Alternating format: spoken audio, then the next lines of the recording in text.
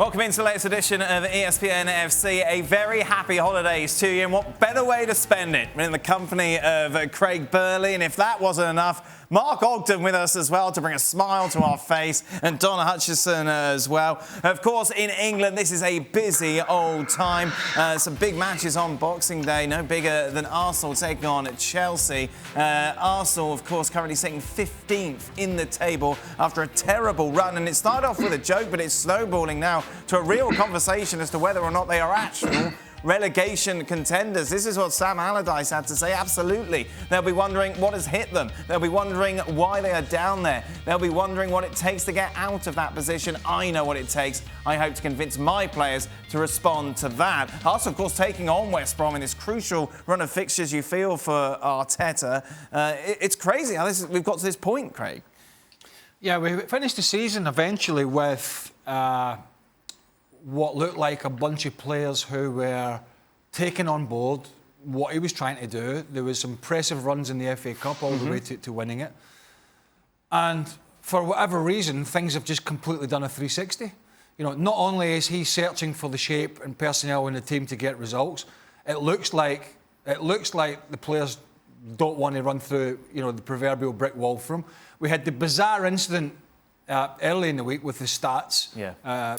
Press conference, which was incredibly bizarre, and he must have known.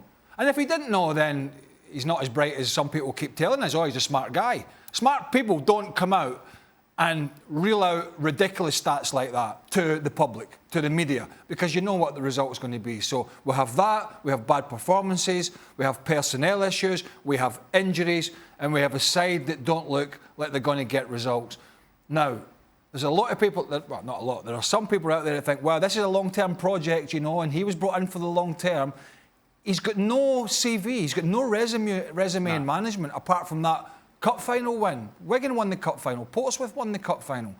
The bottom line is they're in a relegation dogfight at the moment, and there is a few managers out there looming large above them, and if it continues in this vein, it's not going to be long until he's packing his suitcase. Chelsea, Brighton, West Brom, Mark. If we see him not win any of those, is it as simple as saying he's gone? Well, it's just over a week ago that Adu, the technical director, was telling people that Arteta's doing a great job and there's a big future at Arsenal. And, you know, that's in a kind of a fairly convincing vote of confidence. But since then, they've lost 2 games. You know, Everton was a bad defeat. City, they got hammered. And then, as Craig said, his press conference on Monday was the press conference of a man who's really under pressure. It was just bizarre, talking about stats which nobody could quite understand. And, you know, when you start turning to stats to justify yourself, then you're on a slippery slope. And it was the press conference of a man under big pressure. Now, you know, the game's coming up. Chelsea at home, always a tough game for Arsenal. I do think that, in a sense, this is a free hit, this one, you know, unless you get hammered. But I do think Brighton away and West Brom away, they're the 2 games for me that look really dangerous games, because if they don't beat Chelsea, if they lose to Chelsea, they have to get something at Brighton and they have to get something at West Brom.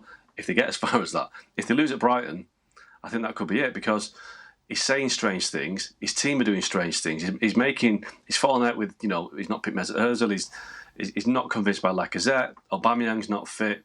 Nothing really stacks up. He's you know, Xhaka's not, you know, he's back in contention, but he doesn't seem to have a great relationship with Xhaka. So nothing at Arsenal seems positive right now. And eventually, the owners and the technical director and the people in charge will think this isn't working. And as Craig said, you know, Thomas Tuchel's been sacked at PSG this week, so he's a big name manager that's looking for a job.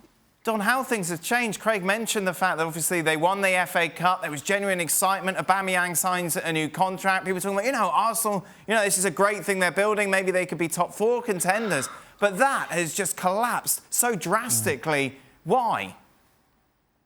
It's incredible. I mean, me and Stuart Robson stood outside Wembley, and the fans were ecstatic when we were winning the FA Cup and the Community Shield, and you know, Aubameyang was going to sign a new contract. And honestly, I felt for the fans. I felt as though I was riding something with them, because I could physically see what was happening. It was visible. You know, he was playing 3 centre-halves. He had 2 wing-backs. He had 2 holding midfield players. The style of play at the time was to counteract in the big sides with all their possession and play counter-attacking football, and they looked great, and you could see the plan. And then for whatever reason, the wheels have just absolutely come off. I don't see any fight in this side whatsoever. There's players that don't look happy. They're going through the motions at the minute. And listen, I've been in a relegation battle, and you need to fight, and you need to graft, and you need to work extremely hard and show to the public that you are grafting for your manager. I don't really see that. The problem I think Arsenal have got is look what's happened to Unai Emery since he's moved on. You know, he's absolutely flying. So do they get rid of a bright young manager who, yes, is inexperienced, and yes, he's cutting his teeth, and yes, he's not been in this situation before, but if he rides it and he carries on and he gets through the next couple of months and somehow some sort of positivity arrives towards the latter part of the season, he might be a better manager for it next season. But it's a massive gamble because the next 3 games are huge for him. They are. We asked Mark to give us the probable 11. Aubameyang, obviously a doubt going into the game against Chelsea, Craig. You look at this and you think, where are the grafters? Where are the ones that are really going to lift this team and drag them out of this funk? And it's difficult to see anyone really there. Well, I would say people that are showing that they're prepared to graft would be Maitland-Niles, would be Kieran Tierney, who I think has been pretty good for them on several positions after an injury hit start, and young Saka. Youngsters, you know, and new signings like Tierney. Willian's been poor. Not a huge fan of Ceballos. Elneny's a bit of an afterthought for them because they have so many disciplinary problems. You look at that squad and you just think, this is Arsenal. This is it. This is what they've got. I mean... So then how much do you then give Arteta a pass as a result of that? No, he's not getting a pass. You're not getting passes now at this level of elite football because it's just too big a business. And it was him that wanted to... It was him that went out on a limb to convince Aubameyang to stay and sign. He did.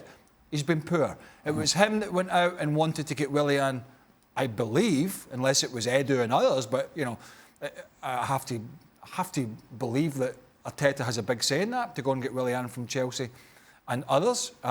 So, no. Listen, I've said it before. Brendan Rodgers is looming large. We can talk about Thomas Tuchel all we want. I'm not a huge Tuchel fan. Brendan Rodgers is sitting at Leicester City. Leicester City is a holding ship for him, no matter what he says. And Leicester fans might be upset. I don't care. They're a very, very good club, but they're not one of the real big boys. And I think that's what Rodgers is waiting for. He's seen Liverpool, he's seen Celtic, he's very comfortable at Leicester at the moment. They have a really good squad, nice training ground, nice club, family atmosphere, get well looked after, get enough results to keep the pressure off and keep his nose in there for when somebody loses their job. And I would not be surprised within the next, it could be 3 weeks, but 3 months, 6 months, if Brendan Rodgers is not the Arsenal manager. Mark, is that a possibility? Yeah, and for all the reason that Craig says, I think Brendan went to Leicester looking to re-establish himself in the Premier League after his job at Liverpool, which I do think, looking back, you know, he's been unfairly kind of maligned after Liverpool. He came within an inch of getting the title for Liverpool, and he's almost like mocked. Then he was sacked about 18 months later because of the way they played football. But he went to Celtic, it was a success. Leicester's been a big success, and he would make sense for Arsenal. The only thing I would say to that is that Arsenal right now are a club that tends to look outside the UK for players, for appointments, whether it's because the technical director is Brazilian and the owners are American. They don't seem to have that focus on what's happening right in front of them. I think Brendan Rodgers would be a brilliant appointment for Arsenal. I think that they should... Well, I think Arteta deserves a bit more time. I do think that he inherited a bad squad from Unai Emery, who inherited an imbalanced squad from Arsene Wenger. The problem that Arteta's got is that he built that team when he came in to start defending and to basically rely on Aubameyang to get him out of a hole. And that happened for about 6 months.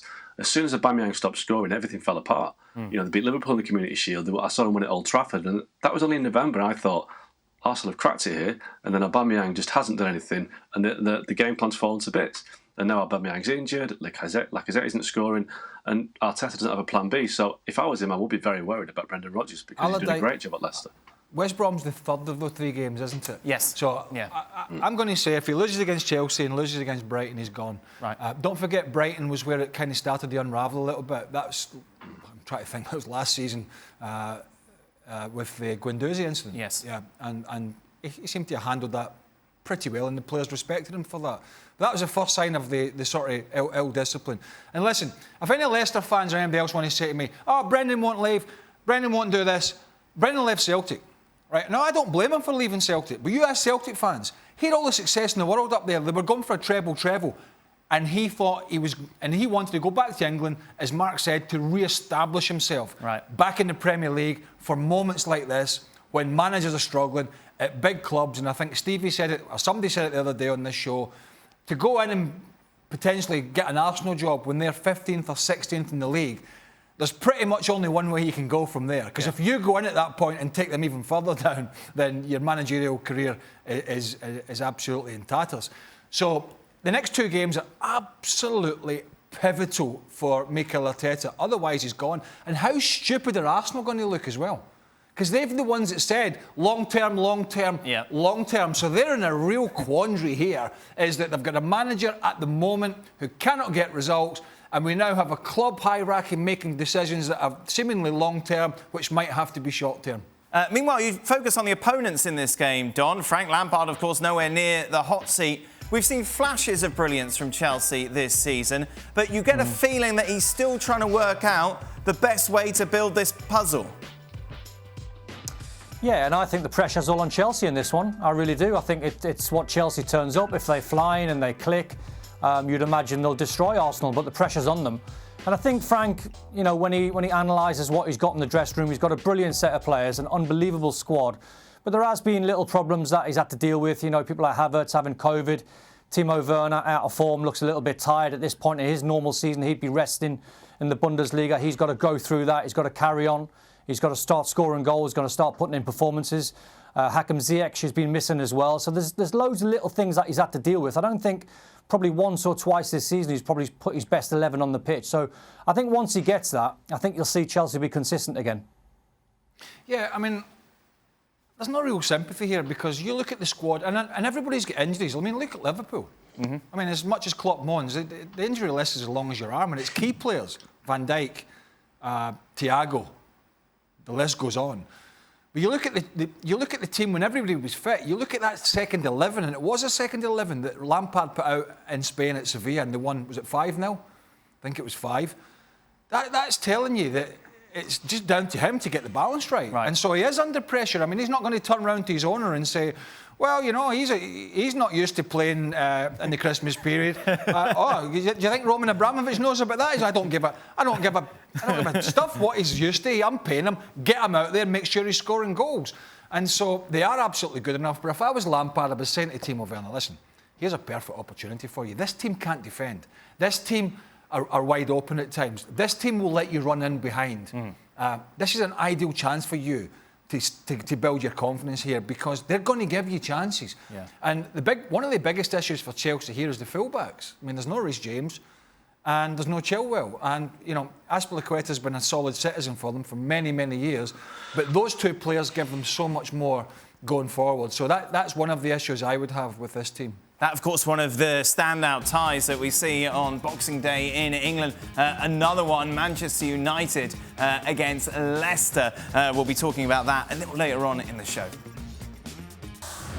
Thanks so much for watching ESPN on YouTube. And for more sports highlights and analysis, be sure to download the ESPN app. And for premium content and live streaming, subscribe to ESPN+.